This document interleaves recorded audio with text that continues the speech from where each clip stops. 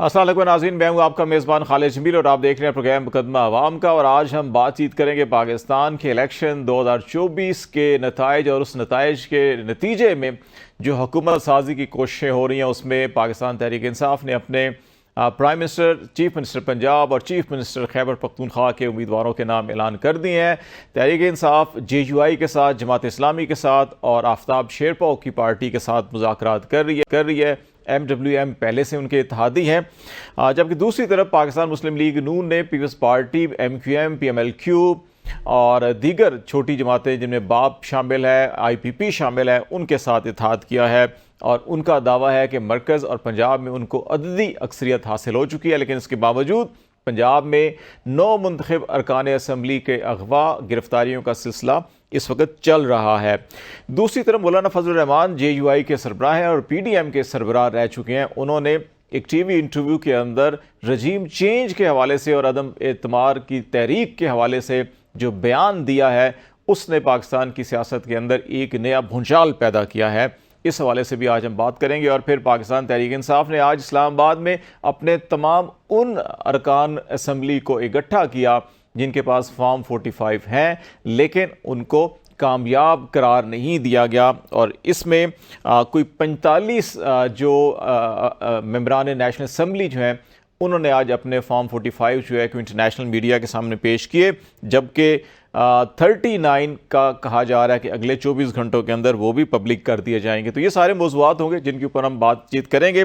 सबसे पहले हिस्से में शुएब शाहीन साहब, जो पाकिस्तान तहरीक इंसाफ के सीनियर रहनुमा हैं और वकालत कानून से वाबस्ता शुएब शाहीन साहब हैं, और इसके साथ साथ इस्लामाबाद से इलेक्शन लड़ा इन्होंने, और इनके पास भी फॉर्म 45 हैं, लेकिन नतीजा इनके पास नहीं है कामयाबी का। शुएब शाहीन साहब, बहुत शुक्रिया टाइम देने का। अस्सलाम वालेकुम। और पहला आपसे सवाल जो है कि आपने वाइट पेपर जारी किया, बहुत से लोग एतराज़ ये कर रहे हैं कि जितने बड़े और वसी पैमाने पर इस इलेक्शन में रिगिंग हुई है, उतना जामे और उतना भरपूर रिस्पांस शायद अभी तक तहरीक इंसाफ नहीं दे सकी। इतना मजबूत सोशल मीडिया नेटवर्क उनके पास है, पूरे मुल्क के अंदर उनकी जो कारकुनों की तादाद है वो बड़े मुतहरिक हैं, लेकिन शायद लीडरशिप वो अभी रोल प्ले नहीं कर सकी। तो इस हवाले से आप नंबर 1 क्या कहेंगे? और दूसरा, अभी भी अगर हम फॉर्म 45 के हवाले से देखें तो 85 नशिस्तें हैं जो आपसे चीनी गई हैं, जो आपका कहना है, और अभी 46 आज पेश किए गए और 39 अभी अगले 24 घंटों में आएंगे। तो आप नहीं समझते कि थोड़ा सा टाइम क्योंकि गुजरता जा रहा है बहुत तेज़ी के साथ, नेशनल असम्बली का इजलास भी गज़ट नोटिफिकेशन के बाद आ गया, हुकूमत बन गई, तो आप शायद फिर पीछे रह जाएंगे? देखें, बात तो बड़ी सिंपल है। जिन्होंने डाका जनी की है, जिन्होंने चोरी की है, जो पब्लिक के सामने सब नजर आ रहा है, पूरी कौम इस वक्त खड़ी हो गई है इमरान खान के साथ। जो इन्होंने पिछले 2 साल में जुल्म, जबर और बर्बरियत का मुजाहरा किया है और पूरी दुनिया ने देखा। और आज सिर्फ PTI नहीं, वाकई आप ठीक कह रहे हैं कि जितना बड़ा डाका पड़ा है इनके वोट के ऊपर, लेकिन ये सिर्फ PTI के वोट के ऊपर नहीं पड़ा, ये कौम के मैंडेट पे ऊपर पड़ा है, कौम के हुकूक के ऊपर पड़ा है। ये आइन के साथ गद्दारी की है जो लोग इसमें मुलव्वस हैं। मगर बात ये है कि आज पूरी कौम खड़ी हो गई है, पूरी कौम चीख रही है। अब मुझे बताएं, ये कॉन्स्टिट्यूंसी है मेरी, जहाँ हम बैठे, NA-47, ये इमरान खान के घर का हल्का है। ये खान साहब माशाल्लाह यहाँ से 94,000 वोट लेके जीते थे। आज मैं उनका एक सिपाही हूँ, उनका एक वर्कर हूँ, और मुझे इमरान खान की मोहब्बत में लोगों ने 1,05,000 से ज़्यादा वोट दिए हैं। अब 1,05,000 वोट लेके मुझे हरा दिया, जिसने 50,000 वोट लिया उसको जिता दिया। यानी कोई अफसोस, कोई शर्म व हया, कोई गैरत नाम की कोई चीज़ बाकी नहीं रही हमारे मुल्क में। क्या करने जा रहे हैं ये लोग? यानी सरेआम डाका डालें, और उस पे पता है इनके बच्चों को, फैमिली को, इनके इर्द के लोगों को, रिश्तेदारों को, अपने पोलिंग एजेंट्स को, जिन्होंने वो दस्तखत करके आए हैं वो फॉर्म 45 पे। फॉर्म 45 है क्या? बड़ा सिंपल है, कागज का टुकड़ा है जो सारा दिन इलेक्शन हुए और पोलिंग एजेंट्स तमाम उनके मौजूदगी में presiding officer, assistant presiding officer उनको कैलकुलेट करता है, उसमें लिखता है और तमाम अपने दस्तखत करता है, अंगूठा लगाता है। असिस्टेंट प्रिजाइडिंग ऑफिसर दस्तखत करता है और तमाम पोलिंग एजेंट्स उसके ऊपर दस्तखत करते हैं। और अगर कोई एक वोट का भी फर्क हो तो पोलिंग एजेंट ना सिर्फ दस्तखत नहीं करता बल्कि वो एतराज लगाता है, वो वहां ऑब्जेक्शन करता है کسی ایک پولنگ ایجنٹ نے اعتراض نہیں کیا کسی ایک کا اس میں پولنگ اسٹیشن پہ. اب میرے پولنگ اسٹیشن 387 یعنی 387 پولنگ اسٹیشن تھے جس میں سے تقریباً 98% سے میں جیتا ہوں اس میں ہر ایک پولنگ اسٹیشن پہ, اور یہ کسی ایک جگہ سے نہیں جیتا. تو آ کے آپ مطالبہ کرتے ہیں. اچھا پھر صحافیوں نے پوچھا کہ جی آپ فارم 45 دکھاؤ. کہتا ہے میں صحافی کو دکھانے کا پابند نہیں ہوں. بھئی ان کو نہیں دکھانے کے پابند ہو, صحافی نے گھر تو نہیں لے کے جانا, صحافیوں نے تو پبلک کو دکھانا ہے کہ پبلک کا مینڈیٹ چوری کیا ہے, آپ پابند ہیں پبلک کو جواب دہی کے. اچھا پھر کیا ہوتا ہے, صرف میں نہیں تھا اس میں کینڈیڈیٹ, مصطفیٰ کھوکھر 3rd نمبر پہ آیا, اس نے آ کے اگلے ہی دن ٹویٹ کیے. تیسرے اور تھے چوتھے جماعت اسلامی کے کاشف گجر, اس نے پریس کانفرنس میاں اسلم اس نے کی ہے.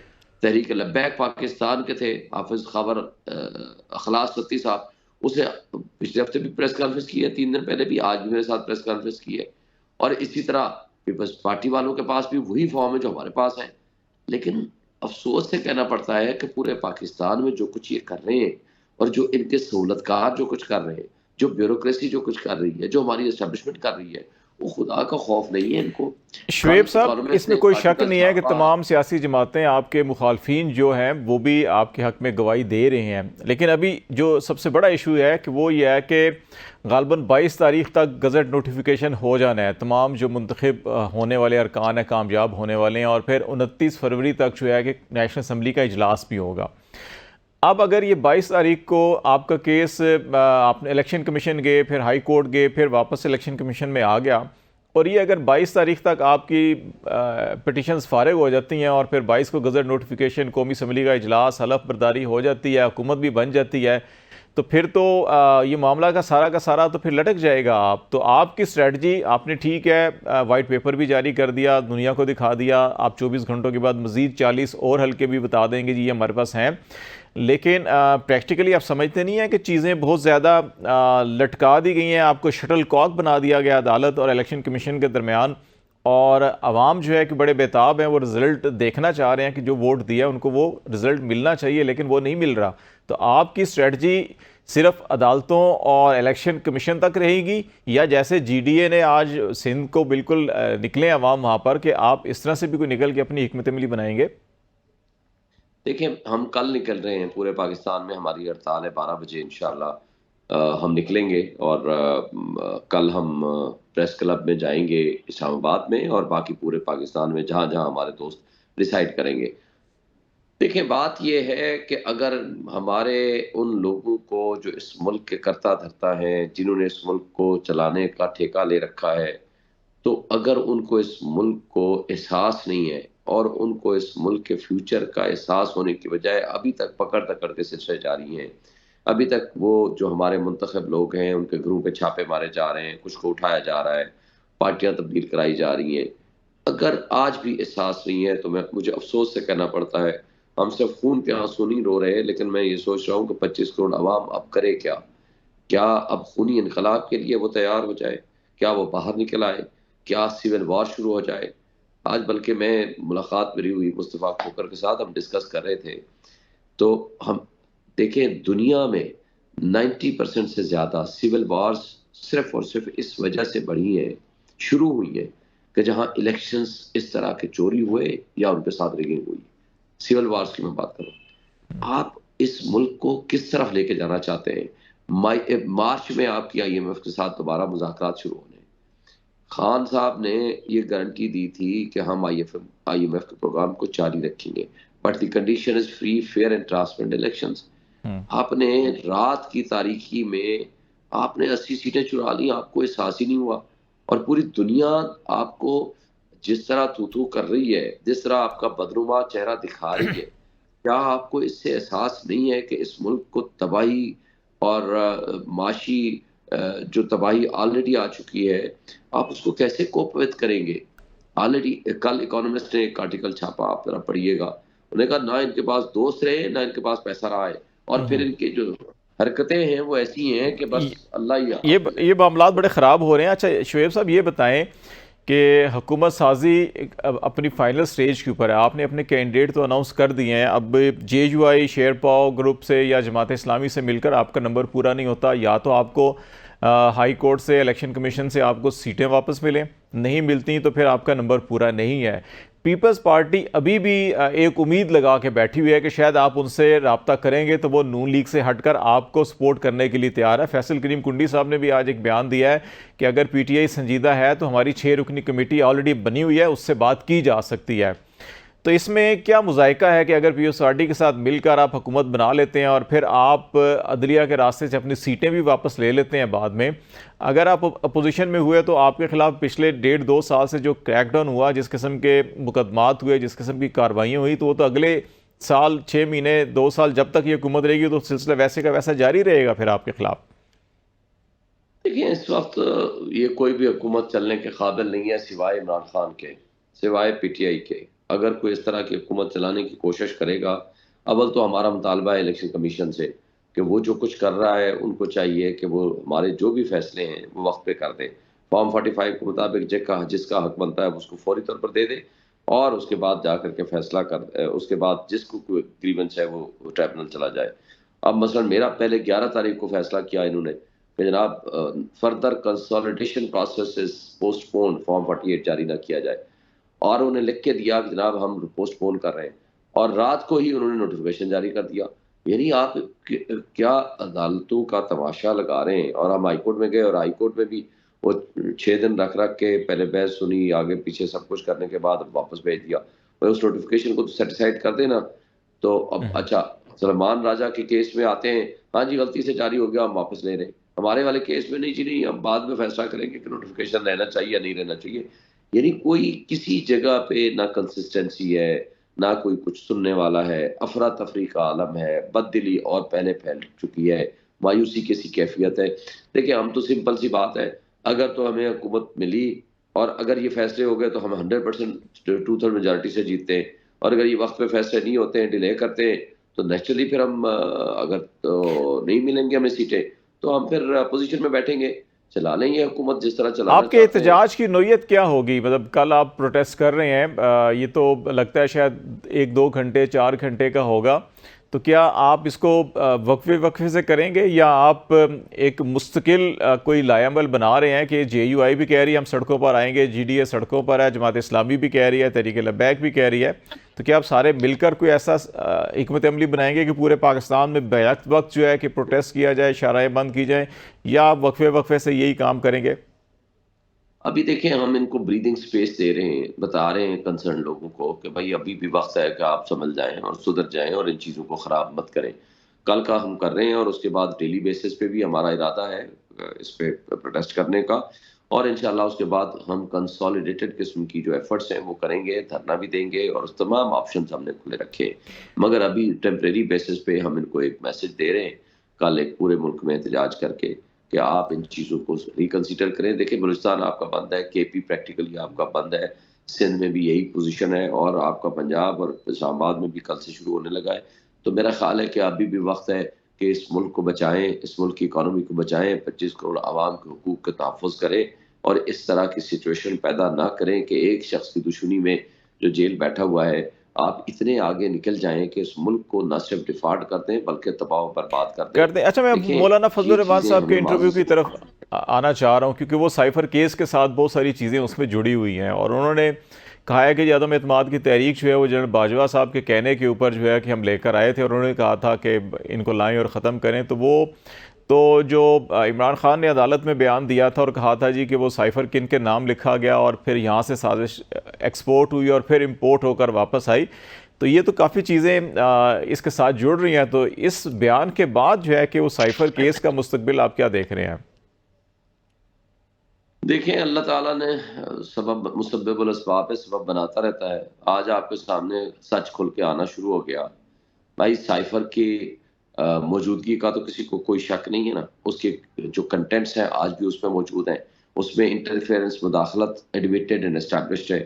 اس کے اوپر سپریم کورٹ میں بھی میٹر گیا تھا, اس میں تو آئی ایس پی آر کی رپورٹ بھی موجود ہے, اور نیشنل سیکورٹی کمیٹی کی 2 دفعہ اس میں فائنڈنگز موجود ہیں, اس لیے ڈیمارچ دیا گیا تھا. اور اس کے بعد باجوہ صاحب کی انوالومنٹ وہ آپ کے سامنے ایڈمٹ کر لی ہے. مولانا فضل الرحمان صاحب جو پی ڈی ایم کے سربراہ تھے, یعنی پی ڈی ایم کے تحت یہ جماعتیں کام کر رہی تھیں اور علی وزیر نے بھی ایڈمٹ کیا، انہوں نے بھی ایک سوشل میڈیا کے اوپر کھایا کہ ہاں جی بالکل ہمیں بھی یہی کہا گیا تھا۔ تو اب آپ بتا دیں کہ پھر ابھی تو سال نہیں گزرا، یعنی پچھلے سال مارچ اپریل کی یہ ساری کہانی ہے، ابھی آپ فروری میں بیٹھے ہوئے ہیں، اگر سال نہیں گزرا، اگر سچ آپ کے سامنے آنا شروع ہو گیا ہے تو بھائی عمران خان کو پھر سزا کس بات کی؟ صرف اس بات کی کہ اس نے اپنے ملک کی سلامتی اور خود مختاری کا دفاع کیا، اس لیے کہ وہ ایک نیشنلسٹ ہے، اس لیے کہ اس نے ایبسولوٹلی ناٹ کہا، اس لیے کہ وہ اسٹیبلشمنٹ کے سامنے جھکا نہیں، اس لیے کہ وہ انٹرنیشنل اسٹیبلشمنٹ کو یس کرنے کے لیے تیار نہیں ہے، تو پھر آپ مطلب ہے کہ پھر ہم ایسی قوم بن چکے ہیں کہ جو اپنے ہیرو کو جیلوں میں ڈالتے ہیں، ان کو مجرم بناتے ہیں، اور جو ہمارے مجرم ہیں جنہوں نے اس ملک کے ساتھ جرم کیا، جو اس ملک کی سلامتی اور خود مختاری کا سودا کیا، اس کو ہم اپنا بادشاہ اور اپنا پرائم منسٹر بناتے ہیں، تو پھر اللہ ہی حافظ ہے ہماری شعیب صاحب قوم ایک کا۔ چیز اور آپ سے یہ پوچھنا چاہوں گا، کیونکہ آج جن کیسز میں سزا دی گئی ہے عمران خان صاحب کو، ان کی اپیلیں بھی ہائی کورٹ میں دائر کر دی گئی ہیں، 2 میں کر دی گئی، تیسرا شاید عدت میں جو نکاح کا کیس تھا اس کی ابھی اپیل دائر نہیں ہوئی، شاید وہ بھی جلد ہو جائے گی۔ تو آپ کیا دیکھ رہے ہیں کہ ان سارے مقدمات سے عمران خان کب بری ہو سکتے ہیں اور وہ کب باہر آ سکتے ہیں؟ کیونکہ ابھی یہ اطلاعات بھی آ رہی ہیں کہ ان کو شاید کچھ اور پنجاب کے اندر جو مقدمات ہیں 9 مئی کے حوالے سے، ان کے اندر بھی نامزد کیا جا رہا ہے۔ دیکھیں 203 مقدمات تو بن چکے ہیں 9 مئی کے حوالے سے، پچھلے مہینے کوئی 14 مقدمات میں ان کو پابند سلاسل کیا گیا تھا، اس سے کیا فرق پڑتا ہے؟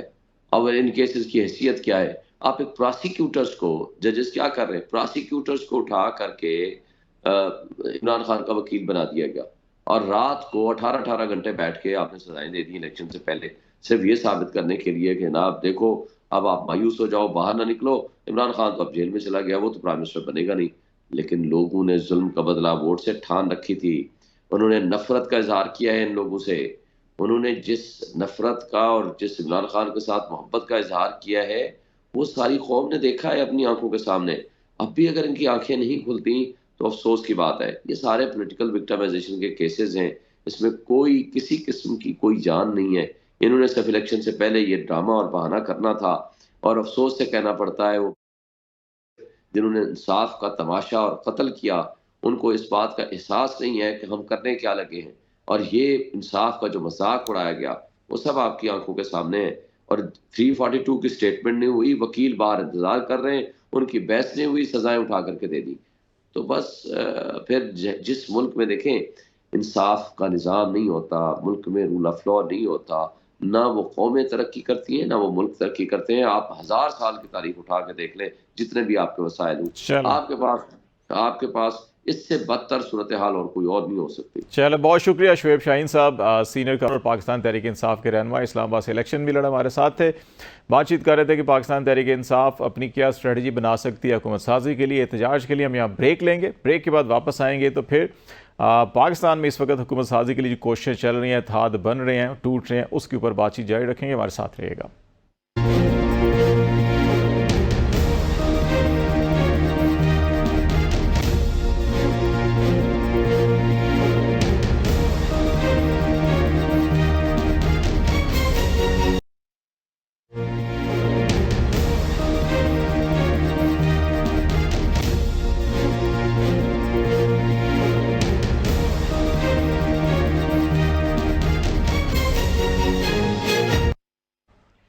ویلکم بیک ناظرین، بات چیت ہم کر رہے ہیں پاکستان میں سیاست، انتخابات کے نتیجے میں احتجاج اور حکومت سازی کی کوششوں کے حوالے سے۔ اس وقت ہمارے ساتھ ہیں جماعت اسلامی کے مرکزی نائب امیر اور جو اس وقت پولیٹیکل کمیٹی ہے جماعت اسلامی کی، جو تحریک انصاف کے ساتھ یا باقی معاملات کے ساتھ بات چیت کر رہے ہیں حکومت سازی کے حوالے سے، لیاقت بلوچ صاحب، بہت شکریہ آپ کا، آپ نے ٹائم دیا۔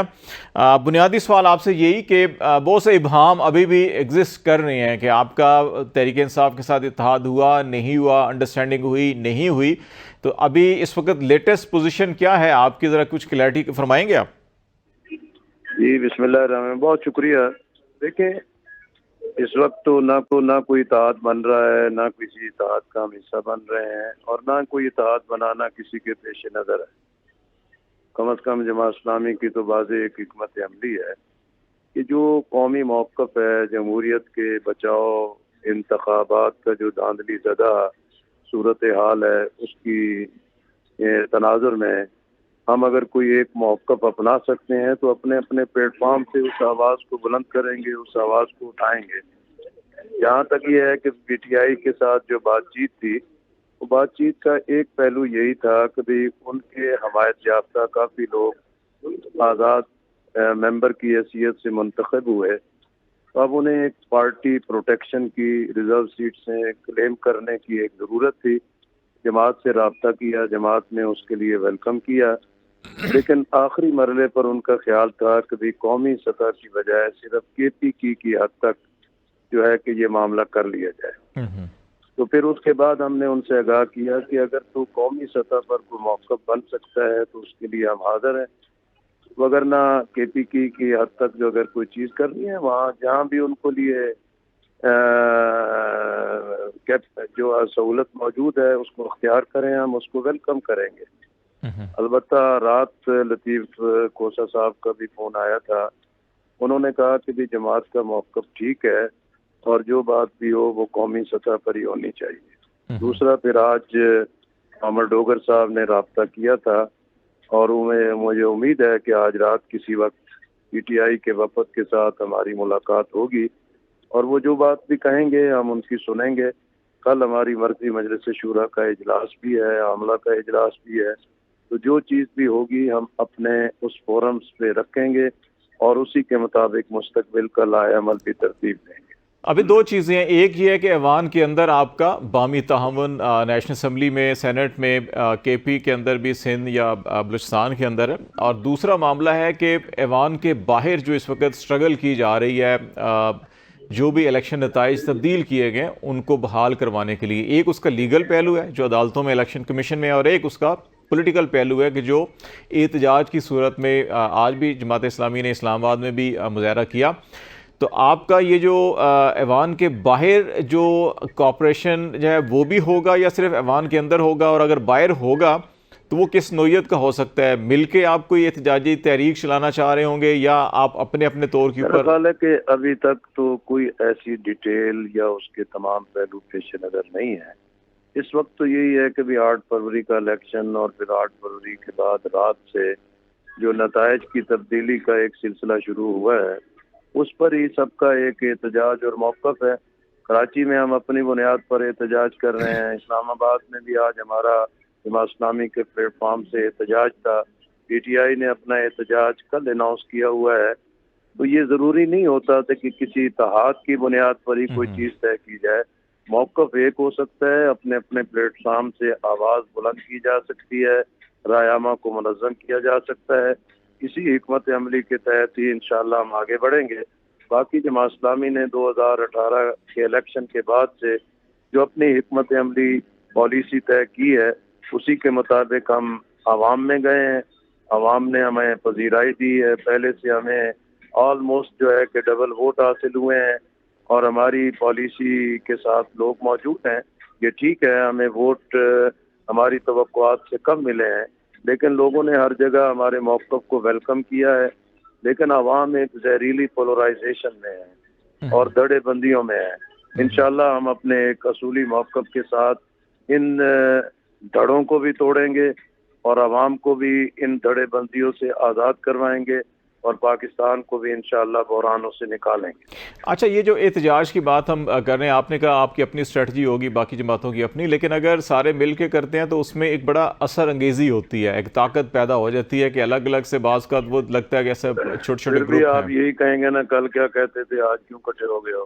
نہیں، یہ تو جمہوریت کے لیے تو دیکھیں، آپ پاکستان کی تاریخ میڈیا بھی بھری تو ہوئی ہے، ماشاءاللہ بہت طاقتور ہے نا۔ تاریخ پاکستان کی تاریخ بھری ہوئی ہے کہ آپ ایم آر ڈی کی تحریک سے لے کے یا ایوب خان کے خلاف جو تحریکیں چلی تھی تو سارے تو مختلف نظریات والے اکٹھے ہو جاتے ہیں، لیکن جب جمہوریت آئین کی بقا کا معاملہ ہوتا ہو۔ 1974 میں ایک یو ڈی ایف بنا تھا، اس کے بالکل بعد سے ہم مسلسل کئی اتحادوں کا پارٹ رہے ہیں، لیکن اتحادوں کے جو تلخ تجربات ہیں اس کی روشنی میں جماعت کی ایک طویل المیعاد اور لانگ ٹرم پلاننگ یہی ہے کہ انشاءاللہ ہم اپنی بنیاد پر ہی اپنے موقف، اپنے کریکٹر، اپنے منشور، اپنے طراز و نشان کے ساتھ اپنی مہم جاری رکھیں گے۔ باقی آئین کے تحفظ کے لیے، جمہوریت کے تحفظ کے لیے، عوام کے جمہوری حق کے تحفظ کے لیے کوئی بھی ایک قومی مشترکہ موقف ہو سکتا ہے، اس پہ آواز بلند کریں گے اور اپنے اپنے پلیٹ فارم سے یہ تمام چیزیں بلند کی جا سکیں۔ اچھا، ایک تو پہلی سٹیج تو یہ ہے کہ آپ کا اور تحریک انصاف کا یا وہ تمام جی ڈی اے بھی جو پروٹیسٹ کر رہے ہیں، جے یو آئی بھی، ان کا نقطہ نظر یہ ہے کہ جو ایکچوئل رزلٹ آئے ہیں وہ سامنے آنے چاہیے اور اس کے مطابق جس کا جو حصہ بنتا ہے مل جانا چاہیے۔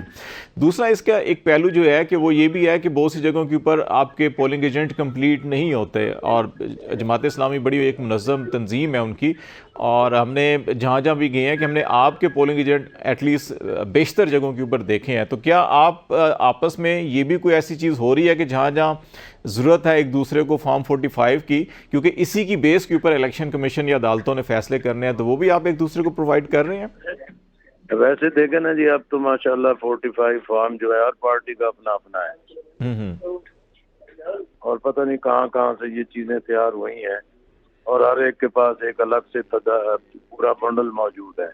لیکن جہاں پی ٹی آئی کی لوگوں نے رابطہ کیا، خود میرے اپنے حلقے میں سلمان اکرم راجہ صاحب جو ہیں، انہوں نے رابطہ کیا تھا، جو بھی ہمارے پاس ضرورت تھی ہم نے فارم 45 ان کو مہیا کیا ہے۔ لیکن المیہ یہی ہے کہ بھی فارم 45 ہر ایک کے پاس ایک الگ الگ موجود ہے۔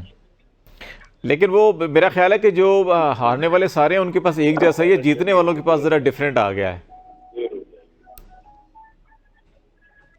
ہلو جی جی، میں نے کہا کہ وہ ہارنے والوں کے پاس تو آلموسٹ ایک جیسے ہی فارم 45 ہیں، لیکن جو جیتے ہیں ان کے پاس ذرا ڈیفرنٹ آ گیا، یہ شاید کہیں اور سے آیا ہے۔ وہ مسئلہ یہ ہے نا جی کہ یہ فارم 45 47 49 یہ تو جنگ چلتی رہے گی۔ اصل بات تو یہ ہے کہ بھئی یہ الیکشن میں دھاندلی کی گئی ہے، مداخلت کی گئی ہے، اور بدقسمتی ہے کہ ہر 5 سال کے بعد پچھلے لاڈلے جو ہیں کہ وہ ناپسند ہو جاتے ہیں، اور نئے لوگ جو ہیں کہ خدمت گزاری کے لیے تیار ہوتے ہیں۔ اب آپ دیکھیں کہ 100-150 لوگ ہیں، کبھی اس پارٹی میں ہوتے ہیں، کبھی اس پارٹی میں ہوتے ہیں، اور یہ پارٹیاں بھی انہیں کو ٹکٹیں دیتی ہیں اور وہی پارٹیاں چھوڑ کے بھی بھاگ جاتے ہیں۔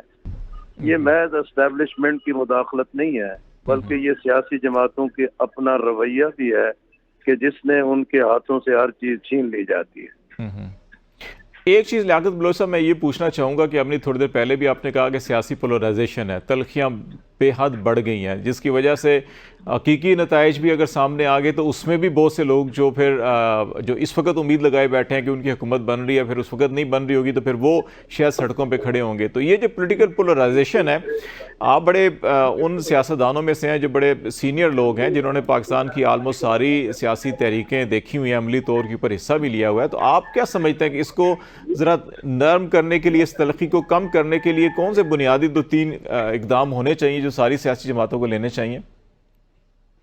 جیسے میں نے پہلے بھی کہا کہ 1970 کے بعد یہ 16واں انتخاب تھا، اور 70 کے بعد سے ہر انتخاب پر دھاندلی کے نئے طرز کے ساری چیزیں سامنے آتی رہی، اور دھاندلی کرنے والے بھی نئے سے نئے حربے استعمال کر لیتے ہیں۔ لیکن یہ دھاندلی کس کے لیے کی جاتی ہے؟ سیاستدانوں کے لیے کی جاتی ہے، سیاسی جماعتوں کے لیے کی جاتی ہے، اور ان سیاسی قیادت اور سیاسی جماعتوں کے لیے جو صرف اقتدار کی ہوس میں ہر قیمت پر اور ہر بنیاد پر جو ہے کہ خدمت گزاری کے لیے تیار ہوتے ہیں۔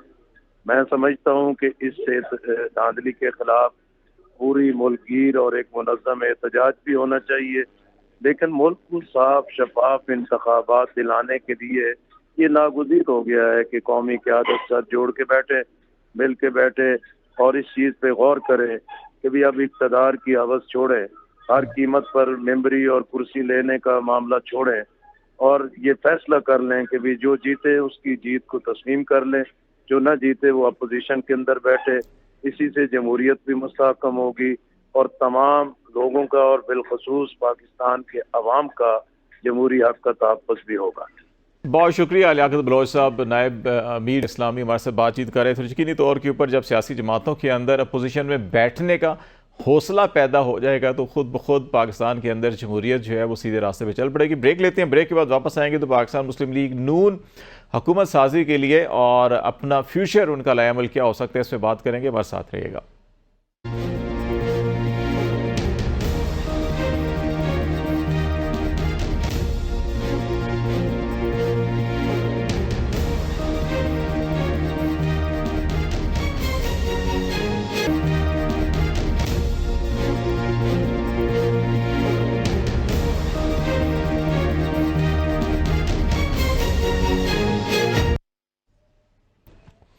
वेलकम बैक नाज़रीन। प्रोग्राम के इस हिस्से में हम पाकिस्तान मुस्लिम लीग नून की स्ट्रेटजी हुकूमत साजी के हवाले से और पाकिस्तान को आगे लेके कैसे चलना है उसके ऊपर बातचीत करेंगे। शेख रुहेल असगर साहब हमारे साथ मौजूद हैं, पाकिस्तान मुस्लिम लीग नून के सीनियर रहनुमा हैं। शेख साहब अस्सलाम वालेकुम और बहुत शुक्रिया टाइम देने का।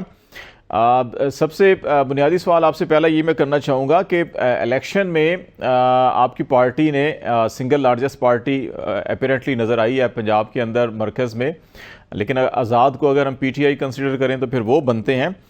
हमने इलेक्शन कैंपेन में मियाँ साहब की तकरीर सुनी और शहबाज शरीफ साहब की भी, तो 2/3 मेजॉरिटी एक्सपेक्ट कर रही थी पाकिस्तान मुस्लिम लीग नून, फिर सादा अक्सरियत की भी बात हुई। आपने ये जो सारे रिज़ल्ट आए हैं सामने, तो क्या पार्टी ने ये अपना एक तज्ज़िया किया है कि कहाँ पे कमी या खामी रह गई कि वो नताइज मतलूबा हासिल नहीं हो सके, जिसकी वजह से मियाँ साहब ने भी स्टेप डाउन किया कि प्राइम मिनिस्टर नहीं बने और शहबाज शरीफ साहब का नाम दे दिया उन्होंने? तीन हिस्से हैं आपके सवाल के। पहला सवाल ये है कि क्या पाकिस्तान मुस्लिम लीग नून ने उन अवामल को, उन चीज़ों को एड्रेस किया जिस वजह से शायद नताइज कम आए हैं। मेरा अपना ख्याल है, मेरा ज़ाती ख्याल है कि इस वक्त आप उस प्रोसेस में नहीं हैं। अभी तो आपकी हुकूमत साजी की बात हो रही है ना। हुकूमत साजी के बाद जब आप हुकूमत कर लेंगे उसके बाद आपकी ऑर्गेनाइजेशन की बात होगी, और जब आप उस बैठक में आप आएंगे तो फिर आप देखेंगे कि कहाँ कहाँ क्या क्या गलतियां सरजद हुई या कैसे आपने वो इलेक्शन कैंपेन चलाई और जो कि कमजोर रह गई। ये अब अगला मरहला ना। अभी फिलहाल तो आप उस मरहले में जिसमें आपने हुकूमत साजी करनी है और मुल्क को उस गिरदाब से निकालना है जिस गिरदाब में इस मुल्क और मुल्क के अवाम फंसे हुए हैं।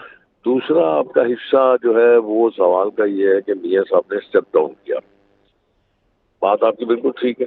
मैं इसको यूं कहूँगा कि अगर मियाँ साहब वक्त से पहले ये बात कह देते कि मैं इस प्राइम मिनिस्टर ऑफिस में नहीं जाऊंगा और इसमें शहबाज शरीफ साहब जाएंगे, तो मेरे ख्याल में फिर और ज्यादा रिजल्ट आपके खराब होते। क्योंकि अल्टीमेटली अगर आप कोई माने या ना माने, वोटर और सपोर्ट तो सारी मियां नवाज शरीफ साहब की है। बिल्कुल, उनकी पहचान पाकिस्तान मुस्लिम लीग की पहचान नवाज शरीफ साहब भी है। मैं वही अर्ज करने जा रहा था। मुझे समझ जाती है या मुझे यहाँ पे आता है, तो मैं चूंकि बाहर भी मिला था मियां साहब से और यहाँ पे भी मिला हूँ मियां साहब से, मुझे लगता है कि उनकी जो सेहत है वो उसकी इजाजत नहीं देती कि वो इतना बड़ा स्ट्रेस अपने ऊपर लेते। मेरा ज़ाती ख्याल है कि वो, मैंने आपको ये बता दिया कि क्यों आप पहले नहीं कहा गया और अब क्यों कहा गया, इसलिए कि अब तजुर्बा नताइज आपके सामने आ गए। और अगर मियाँ साहब उनकी तबीयत या उनकी सेहत की इजाज़त नहीं देती तो मेरे ख्याल में फिर तो बिल्कुल बेहतर फैसला किया उन्होंने। क्योंकि नून लीग को मियाँ नवाज शरीफ की ज़रूरत है। मियाँ नवाज शरीफ एक सिंबल है, मियाँ नवाज शरीफ के रूह रवा है। मेरे ख्याल शेख साहब, अगर आपकी सिंपल मेजॉरिटी होती या नंबर ज़्यादा होता, आप डिपेंडेंट ना होते किसी भी जमात के, तो फिर भी मियाँ साहब का यही फैसला होता, आपका ख्याल है? यही मैं देखे ना, बात तो ये है कि सिंपल मेजॉरिटी हो या 2/3 मेजॉरिटी हो तो प्राइम मिनिस्टर होता है। अब 2/3 मेजॉरिटी के साथ भी प्राइम मिनिस्टर होता है और सिंपल मेजॉरिटी के साथ भी प्राइम मिनिस्टर होता है। तो इसलिए मैं आपको वो मैटर नहीं करता। ये मेरे ज़ाती ख्याल हो सकता है, आप हो सकता है इससे आप इत्तेफाक ना करें। और मैं इस पे भी कोई 100% तो मुझे कॉन्फिडेंस नहीं है, ये तो उनके मौलिक बता सकते हैं। लेकिन जो मैंने देखा, मैंने उनको जो महसूस किया, वो उतने एनर्जेटिक नजर नहीं आते। आपने देखा होगा कि उन्होंने जलसों में भी मरियम भी जलसे को एड्रेस करती रही, मियाँ शहबाज शरीफ पे अलग एड्रेस करते रहे। लेकिन आप ये कह सकते हैं, मैं कह सकता हूँ इस बात में, मैं बात कह रहा हूँ उसमें शायद मियाँ साहब की अगर सेहत का मामला देखा जाए, इसमें उनको बड़े मसाइल रहे हैं और उनकी ज़्यादा ट्रीटमेंट जो है वो लंदन में ही हुई है, पाकिस्तान में कम हुई है। तो इसका ये मतलब होगा कि फिर मियाँ साहब अगर अपनी सेहत को लेके आगे मज़ीद कोई डिसीजंस लेंगे तो फिर वो दोबारा लंदन जा सकते हैं और वहीं पे अपना ट्रीटमेंट करवाएंगे। آپ روک تو نہیں سکتے نا ان کو. اب تو وہ سلسلہ نہیں ہے, اب کوئی اس میں قدغن تو نہیں ہے. اگر ایک اور میں آپ سے بات کر رہا ہوں, جو آپ کے معالج ہوتے ہیں اب تو وہ قدغن نہیں ہے ان پہ نا, نہ ہی ویسے کوئی مسائل ہیں ان کے ساتھ کہ وہ اپنے علاج کے لیے نہیں جا سکتے. یہ آپ کہہ سکتے ہیں کہ وہ شارٹ ٹائم کے لیے جائیں گے اور اپنے معالج سے سارا ڈسکس کر کے ان سے اپنی لے کے گائیڈنس لے کے پھر وہ واپس آتے رہیں گے. اگر اللہ کرے کہ وہ بالکل درست ہوں اور ان کی صحت بھی بہتر ہو جائے تو پھر میرے خیال میں جانے کی بھی ضرورت نہیں. بالکل, اللہ تعالیٰ نے صحت دیں. اچھا, حکومت سازی کی طرف آتے ہیں شیخ صاحب. آپ کا نیشنل اسمبلی میں پنجاب میں نمبر پورا ہے, آپ کی پیپلز پارٹی کے ساتھ بات چیت ہو چکی, پی ایم ایل کیو اور ایم کیو ایم جو اتحادی سارے ہیں. ابھی پیپلز پارٹی کی طرف سے جو ہے کہ تھوڑی سی ہمیں ہچکچاہٹ سی نظر آ رہی ہے. آج بھی ایک سٹیٹمنٹ ایسا تھا کہ پی ٹی آئی اگر بات کرنا چاہتی ہے حکومت سازی کے لیے تو ہماری 6 رکنی کمیٹی ہے ان سے ملا جائے. دوسرا, پی ایم ایل این کی اور پیپلز پارٹی کی جو کمیٹی بنی تھی, آج جو ہونے والا اجلاس تھا وہ بھی آج نہیں ہو رہا اور اس کو ملتوی کر دیا گیا ہے. تو آپ کیا دیکھ رہے ہیں کہ ایسے امکانات ابھی ہیں کہ کیا پیپلز پارٹی کسی وقت بھی بیک آؤٹ کر سکتی ہے اس اتحاد سے اور کوئی کرائسس بن سکتا ہے, یا آپ سمجھتے ہیں کہ نہیں, سیاست بات چیت کے دروازے کھلے رہتے ہیں لیکن الٹیمیٹلی آپ کامیاب ہو جائیں گے حکومت بنانے میں؟ میرا نہیں خیال کہ میں سیاست میں کوئی حرف آخر تو ہوتا نہیں ہے, اور سیاست میں آپ میرے خیال میں کوئی اس میں بری لگ جائے گی بات, اصل میں وہ تکلیف بھی پہنچے گی. سیاست میں اب کوئی اصول و قواعد تو رہے نہیں ہے نا. اب آپ دیکھیں نا, جیسے پی ٹی آئی والے چلے گئے مولانا صاحب کے پاس, اور مولانا صاحب نے اپنا دروازہ کھول دیا, میرا در کھلا ہے, کھلا ہی رہے گا. مطلب آپ اندازہ تو کیجئے کہ آپ کے لیے پی ٹی آئی والوں نے کون کون سے لقبات نہیں ادا کیے, کیسے کیسے ناموں سے آپ کو یاد نہیں کیا. آپ ایک سے اکثر بھول گئے. اب اس مان نوازی اور سارا کچھ آپ ہی پہ رہ گیا تھا کہ وہ کہہ رہے تھے کہ دیسی گھی میں بنا ہوا حلوہ شاید پیش کیا انہوں نے. میں وہی تو عرض کر رہا ہوں نا. اب میں وہی پھر بات کروں گا کہ کوئی پرنسپل نہیں ہے, کوئی اس میں ایتھکس نہیں ہے, کوئی اس میں اخلاقیات کوئی نہیں رہی میرے خیال میں. شاید میں اس بارے میں کچھ زیادہ شیخ صاحب یہ ویسے کوئی نئی بات نہیں ہے. آپ یہ دیکھیں ماضی میں ایم کیو ایم کے بارے میں پیپلز پارٹی کیا کچھ کہتی رہی, نون لیگ کیا کہتی رہی, ایون پی ٹی آئی کیا کچھ کہتی رہی. میری بات سن لیجیے, پیپلز پارٹی نون لیگ کا آپس میں بھی دیکھیں بڑی چپکلیش رہی. جی لیٹ می ٹیل یو. دیکھیں جب بینظیر بھٹو صاحبہ اللہ ان کو غریق رحمت کرے, انہوں نے چارٹر آف ڈیموکریسی کیا, تو اس کے بعد سمجھ آ گئی کہ ہم غلط کر رہے ہیں. اس کے بعد آپ نے دیکھا ہوگا کہ سمت بہتر ہوئی, لوگوں کی سوچ بہتر ہوئی, لوگوں کی باتیں بہتر ہو گئیں, بیان بازی بہتر آ گئی. یہ تو میں نے آپ کو مسلم لیگ اور پیپلز پارٹی کی بات بتائی آپ کو. لیکن چونکہ سیاست دونوں کی مختلف ہے, اس لیے میرے خیال میں سوچ بھی مختلف ہے, سیاست بھی مختلف ہے, سمت بھی مختلف ہے. تو ایک تو آپ یہ ذہن میں رکھیں. اب آپ جائیے ایم کیو ایم کی طرف. ایم کیو ایم وہ ایم کیو ایم نہیں ہے جو پچھلے ادوار میں تھی, جس پہ قدغن لگی, جس پہ پابندی لگی, جس پہ بہت سارے الزامات لگے. اب وہ ایم کیو ایم نہیں ہے. اب دیکھیں نا, اس دفعہ جو ایم کیو ایم نے اپنا ٹرن آؤٹ لیا ہے یا جو انہوں نے اپنی سیٹس حاصل کی ہیں, تو اب وہ والی ان کے اوپر وہ پابندی بھی نہیں ہے اور وہ الزامات بھی نہیں ہے. تو اس لیے اس کے ساتھ وہ چونکہ ایک سیاسی جماعت ہے اور مختلف سیاسی جماعت ہے, مختلف سوچ کی سیاسی جماعت ہے, لہذا ان کے ساتھ اگر آپ بیٹھ کے بات کرتے ہیں یا ان کو اپنے اتحاد میں شامل کرتے ہیں تو میرے خیال میں اس میں کوئی مذائقہ نہیں ہے. ایک چیز اور شیخ صاحب, جو پنجاب میں ابھی بھی یہ شکایات سامنے آ رہی ہیں کہ جو نو منتخب ارکان ہیں وہ لاپتہ ہو رہے ہیں یا گرفتار ہو رہے ہیں. یہ جس طرح سے سلوک ہو رہا ہے, بعض لوگ کہہ رہے ہیں ہمیں دباؤ ڈالا جا رہا ہے پولیس یا اداروں کی جانب سے کہ آپ نون لیگ کو جوائن کریں یا آئی پی پی کو جوائن کریں, ادروائز جو ہے کہ ان کو کانسیکوینسز کا سامنا کرنا پڑے گا. آپ سمجھتے ہیں کہ ایک بڑا آسان آپ کے پاس نمبر تھا, آپ کے پاس پیپلز پارٹی کاف آپ کے ساتھ تھی, تو پھر اس قسم کی میرا خیال ہے کہ ہونی چاہیے سیاست کے اندر یا نہیں؟ میں تھوڑی سی گزارش یہاں پہ کر دوں کہ اگر ان میں اخلاقی جرت ہو تو بتا دیں کہ بھئی کون ان پہ یہ پریشر ڈال رہا ہے اور کہاں سے یہ پریشر آ رہا ہے. اصل میں ہوتا یہ ہے کہ حضور اپنا دل کر رہا ہوتا ہے اور الزام ہم کسی اور پہ لگاتے ہیں. بھئی خدا کے لیے میں بیٹھا ہوں, میرے پہ پریشر ڈالیں, مجھے آپ ساتھ شامل کر لیں. کیسے بچے ہیں یار, یا ان پہ پریشر آ گیا یا ان پہ پریشر ڈالا جا رہا ہے، وہ بڑی سمجھ سے بالا تر نہیں یہ دیکھیں نا پی پی 165 سے جو احمر بھٹی ہیں یہ رائے سے جیتے تھے، اور اسلم گھمن بریگیڈیئر ریٹائرڈ ہیں، یہ سیالکوٹ سے جیتے تھے، وہ تو کل سے لاپتہ ہیں، اور ان کے تو اور فیملی یقین کیجئے مجھے میں آپ کو آپ برا نہ مانیے گا، اب اگر اسلم گھمن کا شخص یہ بات کرے تو کوئی عجیب سی بات نہیں لگتی۔ نہیں وہ لاپتہ ہے کل سے، ان کا تو پتہ ان کی فیملی کہہ رہی۔